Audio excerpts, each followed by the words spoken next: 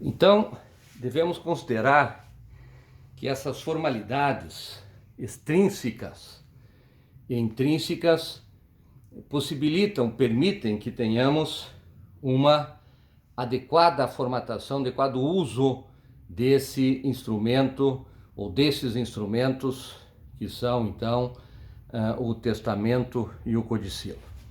Vamos começar examinando o testamento. Vejam, o testamento deve ser, então, conceituado como aquele negócio jurídico unilateral, gratuito, solene, personalíssimo, revogável e que possibilita então que o interessado, que o usuário disponha de forma total ou parcial do seu patrimônio para depois de sua morte, podendo também efetuar disposições de caráter não patrimonial. Então, o conceito nos permite compreender o testamento como esse negócio que apresenta uma série de características específicas. Primeiro, como diz o item 222, ali anotado, se trata de verificar então que é um negócio jurídico. Portanto, se trata de manifestação de vontade. A pessoa vai tomar decisões e elas serão reconhecidas como válidas, como produtoras de efeito. É unilateral. Significa que não se busca aqui a concordância do beneficiado. Aquele que eventualmente seja indicado como beneficiado, ele não precisa concordar nesse momento. O testamento, ele, se respeitar das exigências legais, ele é um ato jurídico, é um negócio jurídico que vai produzir os seus efeitos, mas dependente de uma determinada ocorrência, que é a morte da pessoa natural testadora, que nós veremos mais adiante essa característica. O importante é que se trata de um negócio jurídico, porque expressa a manifestação de vontade de um sujeito de direito, é unilateral, porque não precisa de uma concordância da outra parte, não precisa uma adesão para que o negócio tenha rigidez, tenha fortaleza jurídica. Então ele é unilateral quanto a essa questão da manifestação da vontade. É um ato jurídico personalíssimo. Trata-se, portanto, de um tipo de negócio que não pode ser feito mediante representação. Não há representação aqui, não há uso de procuração, não há uso, portanto, de uma representação legal. Aqui é um ato que exige a presença pessoal, a manifestação pessoal, individual do testador. Ato personalíssimo. Também uma questão relevante é que se trata de um negócio jurídico gratuito. A gratuidade quer dizer que não pode haver uma cobrança, um retorno financeiro nessa disposição. Ela é, portanto, um ato de liberalidade. Essa disposição implica num ato de liberalidade. Isso não significa que não admita aqui o uso do encargo. O encargo, ele pode onerar os atos de liberalidade. O indivíduo que recebe um benefício via um ato de liberalidade, ele não vai fazer um pagamento por isso, mas ele poderá ser incumbido de alguma atividade, alguma tarefa, de alguma responsabilidade. Então, a gratuidade não retira a possibilidade de algum tipo de ônus para o beneficiado. É importante reconhecer isto, compreender esta figura, essa característica. Também trata-se de um negócio jurídico solene, mas vejam que essa solenidade ela admite variadas formas, como veremos mais adiante. O ato é solene, ele é regulado por lei, a maneira de celebrar, de fazer, de construir, exige a lei uma série de cuidados por parte daquele que é o testador ou é o codicilante. Também tem como característica a revogabilidade. Então, revogabilidade significa que ele pode ser simplesmente revogado. A parte que fez pode retirar a sua força jurídica. Agora vejam como é importante atentar para esse aspecto. A pessoa fez um testamento e era capaz. Depois ela quedou-se numa situação de incapacidade e não poderá, enquanto não recuperar sua capacidade, mudar aquilo. Isso é uma questão a ser considerada quando se vai fazer um testamento. Quer dizer, a revogabilidade exige também a capacidade de produzir o negócio jurídico validamente. Então é revogável porque se reconhece que a pessoa que testou, ela pode tanto fazer o testamento quanto também desfazer. Então essa é a característica da revogabilidade. E também temos a eficácia contida do testamento, uma característica que deve ser também examinada e compreendida. O testamento só vai produzir o efeito na medida que ocorra aquele evento gerador que dispara o seu efeito, que é a abertura da sucessão, a morte, portanto, do sucedido, do inventariado. Então, eis aí características que devem ser destacadas, devem ser examinadas, compreendidas, entendidas desse tipo de negócio jurídico chamado testamento. Testamento. Vamos para o item 223, a questão da capacidade testamentária. O que temos aqui nesse caso?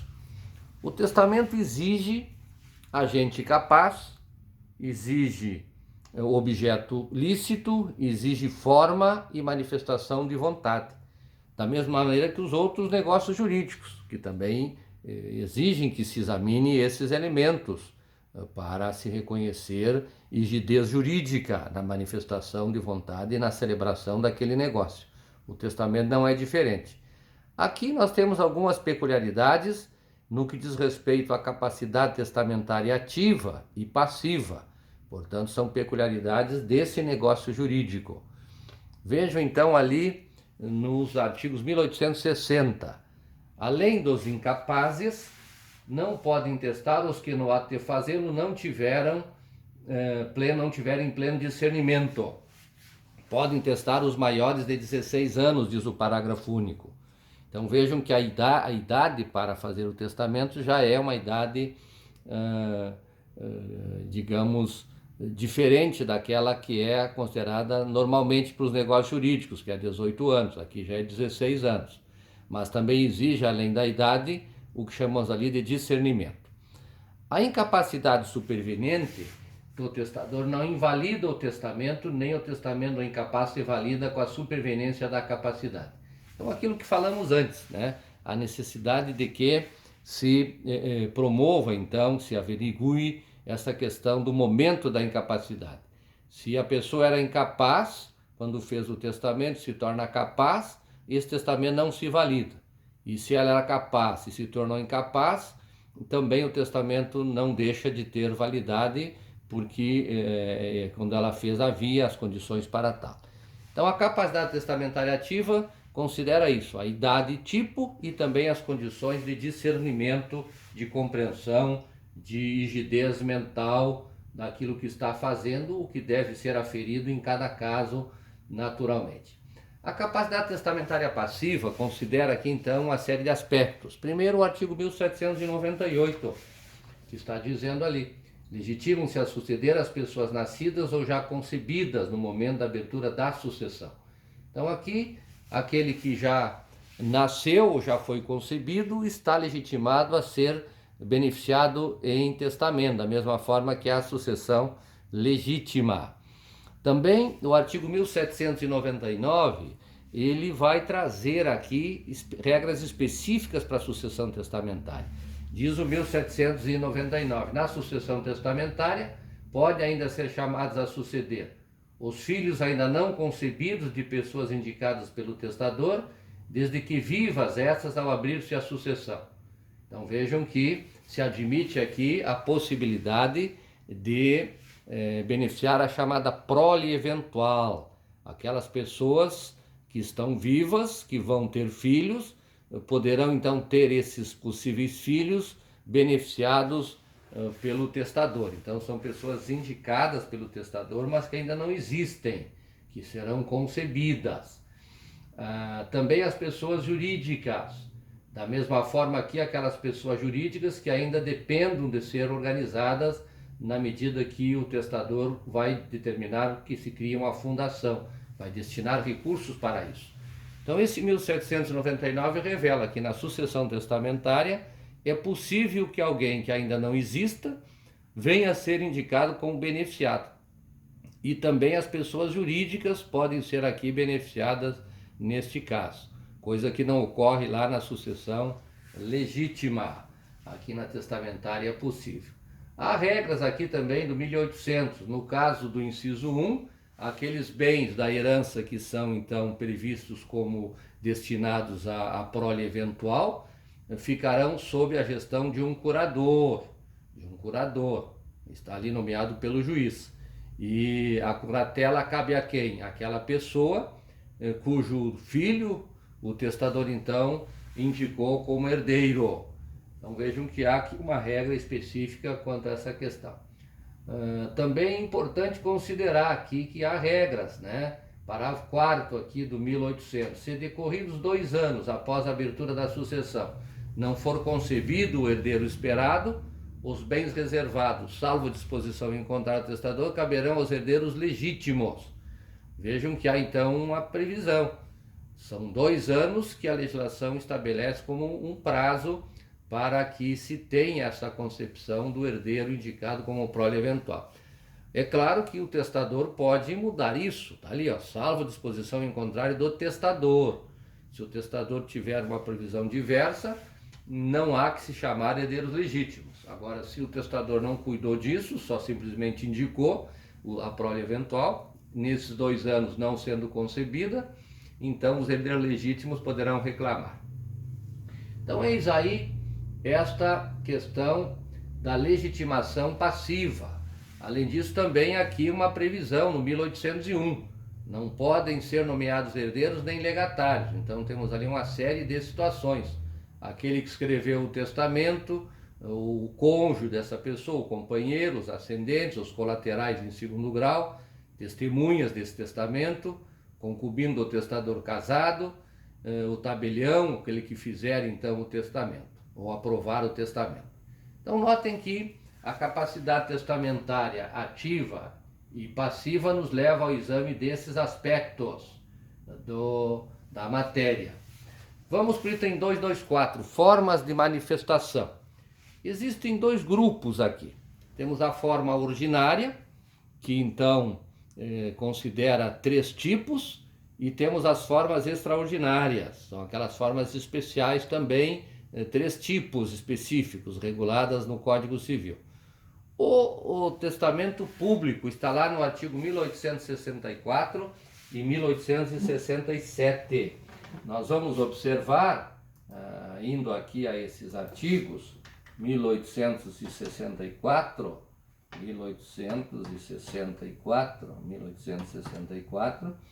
vejam aqui o testamento público.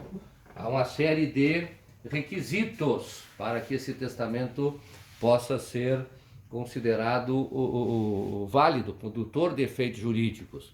Deve ser escrito por tabelião ou por seu substituto legal, deve seguir declarações do testador, que pode se servir de apontamentos para dizer o que deseja. Ele não pode levar esse testamento pronto para o tabelião simplesmente copiar. Ele deve, portanto, servir-se de uma minuta, de notas, de apontamentos para dizer ao testador, ao tabelião. Deve ser lavrado e lido em voz alta pelo tabelião ao testador e a 2 testemunhas, a um só tempo. Então vejam que são exigências formais que devem constar inclusive na própria cédula testamentária, de que foi lido, de que as testemunhas estavam presentes, identificando essas testemunhas. Está ali o inciso 3, o instrumento deve ser em seguida a leitura assinado pelo testador e pelas testemunhas e pelo tabelião. Vejam então que são exigências específicas de como é que se promove essa escritura de testamento público. O parágrafo único diz: o testamento público pode ser escrito manualmente ou mecanicamente, ou pode também ser feita a inserção da declaração de vontade em partes impressas de livro de notas, como se tivesse uma espécie de um formulário. desde que rubricadas as páginas pelo testador, se mais de uma. Então aqui são tentativas de se facilitar a elaboração do texto nos tabelionatos. Hoje, com os programas eletrônicos, com os editores de texto, toda essa tarefa se tornou muito mais fácil, porque não precisa fazer um formulário, você simplesmente altera o texto, imprime o texto e ele se torna então perfeitamente compreensível e seguro. Diz o artigo 1865, se o testador não souber ou não puder assinar, o tabelião ou seu substituto legal assim o declarará na cédula, assinando, nesse caso, pelo testador e, a seu rogo, uma das testemunhas instrumentárias. Então vejam que aqui se admite que, se a pessoa não sabe assinar, quer dizer, é analfabeta, não sabe assinar ou não pode assinar, o tabelião ou seu substituto legal assim vai declarar. E nesse caso, então, vai ter que se assinar também uma testemunha junto com pelo testador, assinando, nesse caso, pelo testador, a seu pedido, uma das testemunhas instrumentais. Então, vejam que se permite aqui que possa também a pessoa que não sabe ou não pode assinar, ela pode então fazer o testamento público. O indivíduo inteiramente surdo, sabendo ler, lerá o seu testamento, e se não o souber, vai designar quem o leia em seu lugar, presente as testemunhas. Ao cego só se permite o testamento público, ele será lido em voz alta 2 vezes, uma pelo tabelião ou por seu substituto legal, e uma outra por uma das testemunhas que o testador designa. Tudo isso tem que constar do testamento, da cédula testamentária. Então, o que a gente observa no testamento público é essa cautela, esse cuidado de que a pessoa vai a um tabelionato, fala com as pessoas do tabelionato, manifesta o seu desejo de fazer o testamento, isso vai ser reduzido a escrito, vai ter a presença das testemunhas e há todo um cuidado também caso a pessoa apresente algum tipo de restrição, de limitação quanto à sua capacidade física de manifestar vontade. Claro que aí também o tabelião já perceberá se a pessoa tem algum tipo de restrição cognitiva, quando, claro, daí não vai fazer a cédula, vai então simplesmente dizer que não é possível que a pessoa manifeste vontade sem que tenha essa rigidez cognitiva. Essa é também uma cautela importante para se fazer o testamento público. Então é isso que se destaca no testamento público. Ele fica registrado nos livros lá do tabelionato. Os tabelionatos devem também encaminhar para um registro central, que depois é consultado obrigatoriamente em cada inventário. Quando se faz o inventário, é preciso buscar nessa central se há ou não existência de testamento. Então, o testamento público, em razão dele ser feito num tabelionato, há maior segurança quanto à sua existência, quanto à sua disposição, quanto à sua rigidez, à sua veracidade. É o recomendado para que as pessoas evitem surpresa. Então, eis aí a forma pública, o testamento público. Há uma outra forma que é o testamento cerrado. O que caracteriza o testamento cerrado? Aqui, ele pode ser escrito pelo testador ou por outra pessoa, a seu pedido, e assinado por ele. E também deve ser aprovado no tabelionato. Vejam que esta aprovação não é uma aprovação do conteúdo. Na verdade, ele deve ser registrado no tabelionato. Aquele termo aprovado, ele não é adequado, ele não é suficiente. Então, deve ser aprovado pelo tabelião. O tabelião, então, vai fazer o registro de que ele recebeu um documento que lhe foi apresentado pela pessoa dizendo que era seu testamento. Ele não vai ler, ele vai simplesmente fazer um auto de aprovação na presença de 2 testemunhas, e a pessoa vai declarar que aquele testamento é o seu desejo de última vontade. O tabelião então vai fazer o auto de aprovação na presença de 2 testemunhas e vai também providenciar o registro desse auto de aprovação. Esse testamento cerrado pode ser manuscrito, mas também pode ser escrito mecanicamente, como vê o parágrafo, como determina ali ou prevê o parágrafo único. Há também aqui regras sobre a questão do auto de aprovação, como é que deve ser feito, como é que o tabelião deve proceder. Consto aqui desses artigos que devem ser lidos depois com mais vagar. Vejam que é possível escrever em língua nacional ou língua estrangeira. Também diz aqui o 1872, não pode dispor em testamento cerrado quem não saiba ler ou não possa ler. Então a pessoa analfabeta já não pode se valer do testamento cerrado. Já o surdo-mudo, desde que o escreva e o assine com sua mão, então nesse caso será válido. Diz no 1873 que o surdo-mudo poderá fazer o testamento. Há também uma cautela aqui de que o testamento, nesse caso, depois terá que ser aberto para ser cumprido. Nós vamos estudar isso daí numa outra fase da nossa matéria. O que importa é compreender que existe essa forma, chamada testamento cerrado. Aqui o que se caracteriza é isso: o indivíduo vai elaborar o seu testamento, depois ele vai levar ao tabelionato, vai entregar ao tabelião, que daí, na presença das testemunhas, vai fazer o auto de aprovação daquele documento, vai daí fechar aquele documento, vai registrar que foi apresentado um documento sem anotar o conteúdo, vai entregar esse documento para o próprio testador, que depois deve zelar pela sua integridade, porque para executar essa última vontade teremos que localizar esse documento, senão ele não vai ter condições de ser cumprido. Finalmente temos o testamento particular. Vejam aqui, o particular pode ser escrito de próprio punho mediante processo mecânico.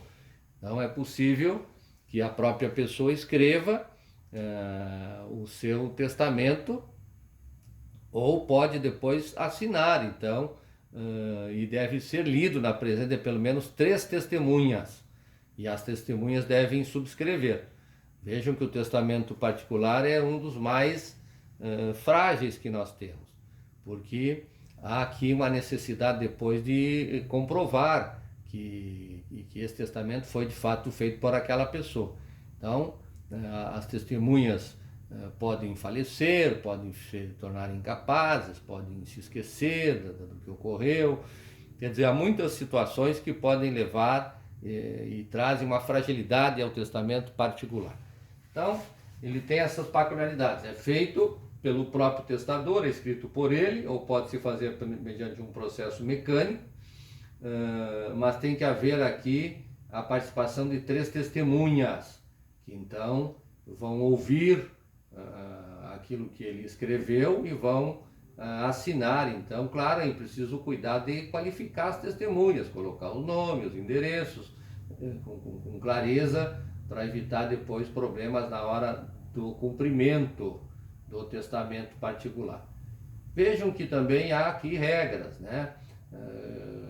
O testamento particular pode ser escrito em língua estrangeira, desde que as testemunhas compreendam essa língua. Há peculiaridades sobre o testamento particular, mas o que nós queremos destacar é isso: a manifestação de vontade nesse caso, ela vai ser conhecida por um grupo menor de pessoas.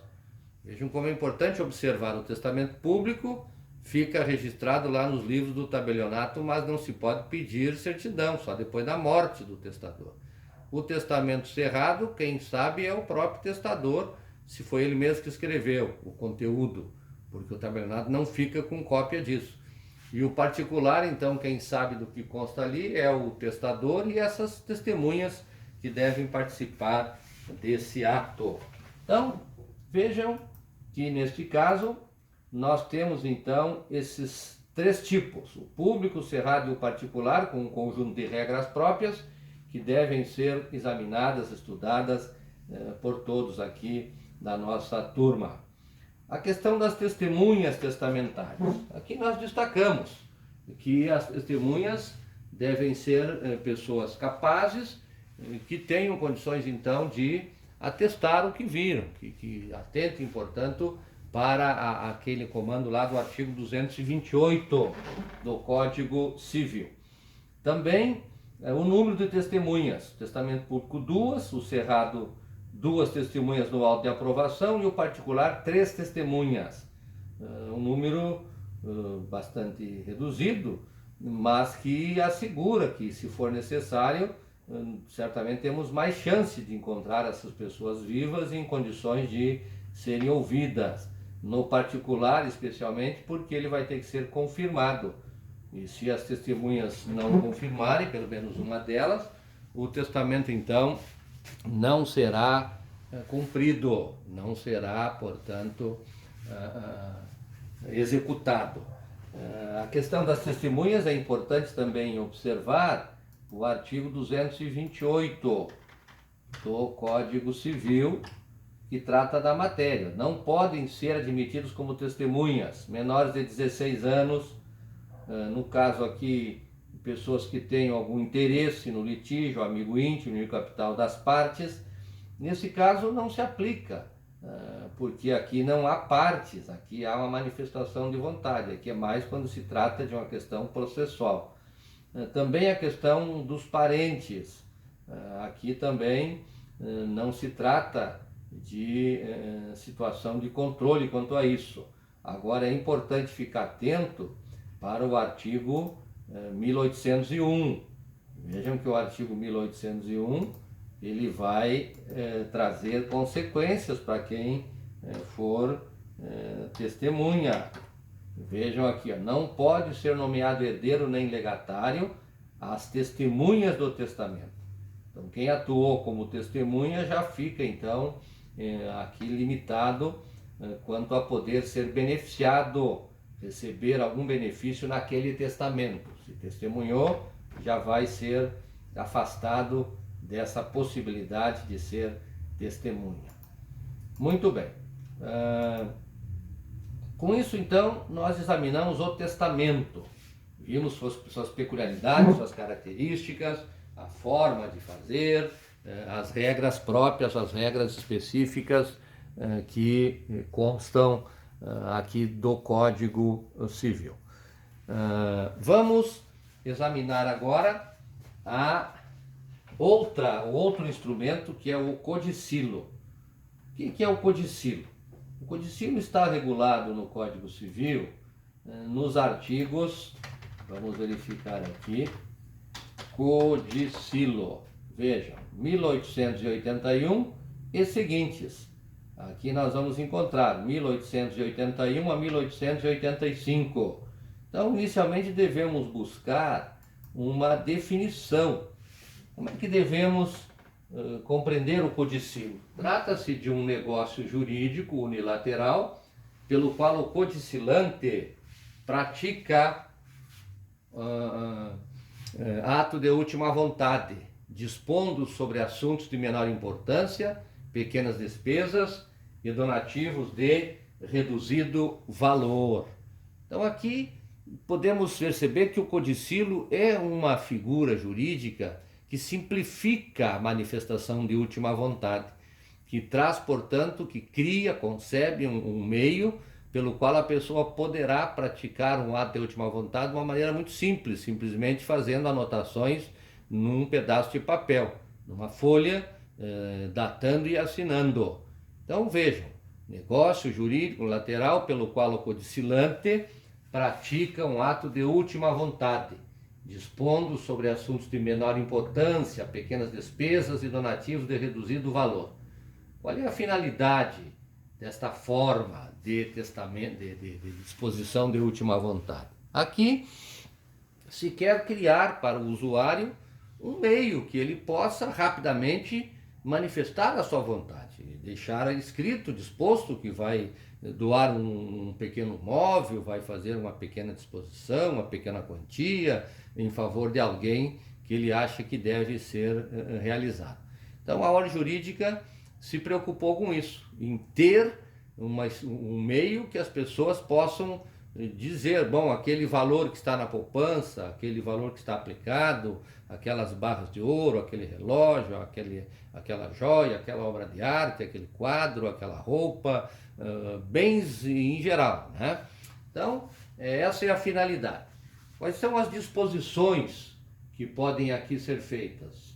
Sobre rituais fúnebres, pequenos legados, a questão de nomear ou retirar testamenteiro, reabilitar indigno, reconhecer filhos extramatrimoniais, Então vejam que as disposições que podem constar num codicilo, elas são disposições relevantes. A pessoa pode querer destinar o seu corpo para uma determinada situação específica, né? Pode querer que fique para estudos científicos, pode fazer doação dos órgãos, pode, portanto, determinar até celebrações, cuidados, aonde deve ser colocado. Alguns valorizam mais, outros menos essa questão do cadáver. Os pequenos legados aqui até em cerca de 10% do valor da herança, se tem entendido, pode ser disposto via codicilo. Claro que vai depender do montante desta herança, porque às vezes 10% pode ser um valor muito elevado para se dispor por esta via. Então, essas disposições que eu assinalei ali são possíveis de serem feitas via codicilo. A forma de manifestar é instrumento particular, escrito, datado e assinado pelo codicilante. Não exige testemunhas. Então, para se fazer um codicilo, basta se pegar uma folha de papel e fazer de forma manuscrita, ou pode ser também por um processo mecânico. Agora a pessoa tem que datar e tem que assinar. É isso que consta aqui da legislação, como vamos examinar aqui. Vejam aqui os artigos, então, que tratam da matéria. Artigo 1881.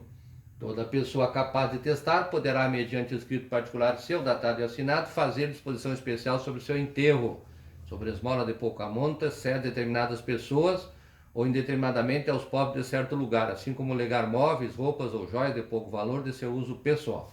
Então, aí nesses artigos, nós encontramos, então, as regras que falam do codicilo, como é que ele pode ser feito, em que condições, quem pode fazer, como é que pode fazer, que disposições podem ser promovidas, e isso tudo, então, traz esse meio rápido, esse meio, digamos, que prestigia a vontade daquele que falece. Muito bem, e assim nós, então, finalizamos o exame dos instrumentos jurídicos da sucessão testamentária. Vamos seguir agora o nosso roteiro. Vocês devem fazer uma breve síntese dessa exposição, sobre o que entenderam, o que compreenderam.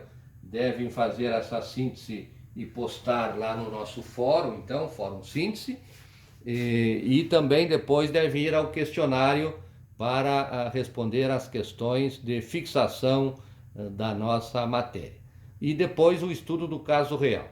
E voltamos então, depois, mais adiante, para comentarmos o questionário e falarmos do caso real que deve ser sintetizado até o final da semana. Bons estudos a todos. Até mais.